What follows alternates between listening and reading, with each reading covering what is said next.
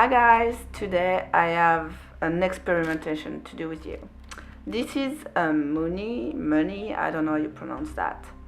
It's a vinyl figure that is blank, so you can decorate that as you want. Some use markers, some just acrylic paint, but I want to have fun and use an acrylic pour with the primary elements and see how that goes. And I think I'll use the silks or the vivid metallics for the details. What's cool with that is that you can detach all the parts to make it easier to paint. So I'm just afraid that the vinyl surface is not porous enough to accept the paint. So I decided to use just some clear gesso as my base layer, so it will add some grit to it. And I'm using a fluffy brush because I want to see what happens if I add texture. So there we go. I quickly cover everything with the clear gesso. I'm not too precious about it because, as I told you, I want some texture. And you will see that I will cover that little hole that is where the top and bottom comes together afterwards before doing the pour. I won't end up using that tie, but cover it anyway.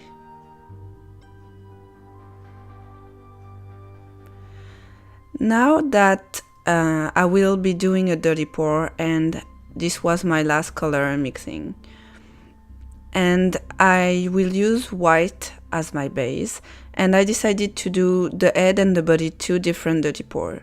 So for the head I decided to use 3 different blues because I wanted that to represent the sky. So as you can see, I'm layering white with my 3 different blues until I'm happy with what I have in my cup. This is just a little stir and then just pour.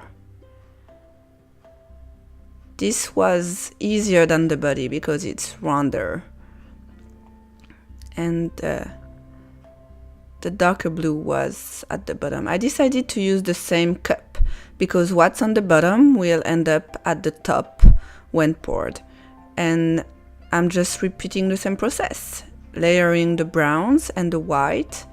And as you can see, these are 3 very different browns, but I really like how they come together when dry.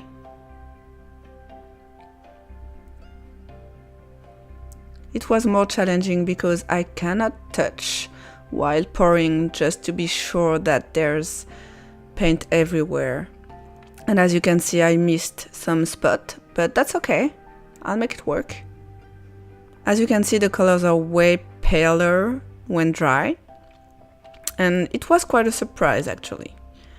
And the consistency of my paint, the pigments, was not thick enough, and I should have remembered that dirty pour means thicker paint. That's okay. So to add some balance on the body, I decided to use some chestnut brown silk acrylic glaze. And remember to always stir it really well because the powder stays at the bottom of the jar. And to combine it with some cashmere true metallics vivids, my favorite colors of them all. And I'm just blending the two on a natural sponge and dabbing it on the body.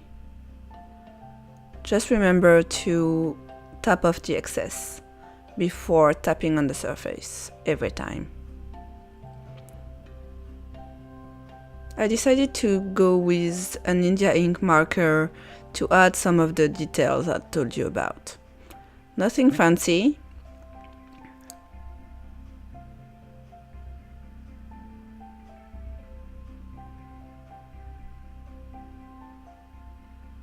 And it truly adds a difference to me.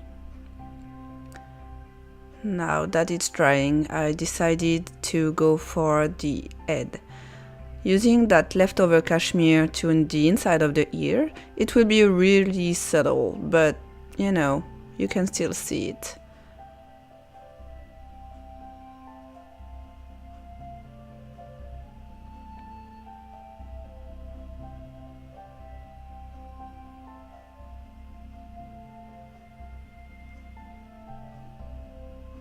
And with the leftover of the chestnut brown acrylic glaze, I painted the horns. You can layer all of the paint, but I didn't want to wait, sorry.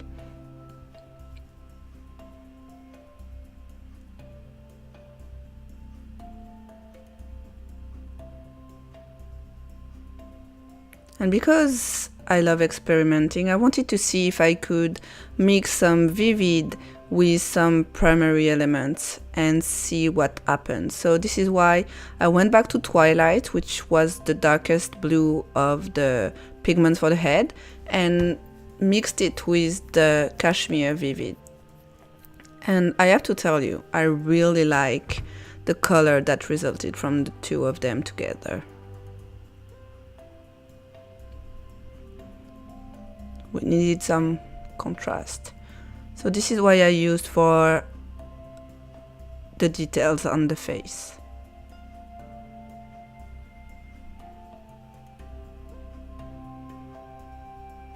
Keeping it simple though.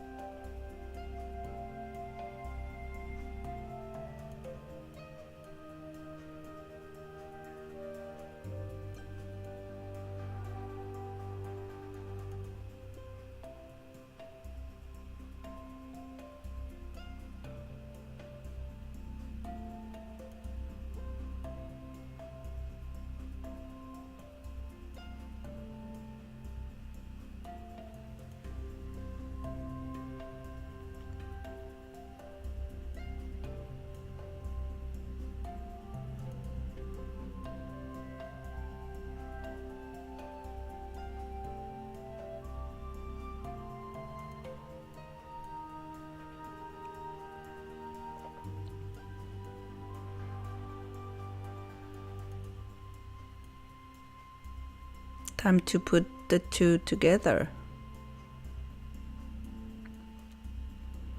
And I'm sorry it's out of focus. I just decided to just add some India ink in that part of the leg and add a dark gray for some shading. And you can see, but I also added white on the eyes. And that was it. I hope you enjoyed. See you on the next video.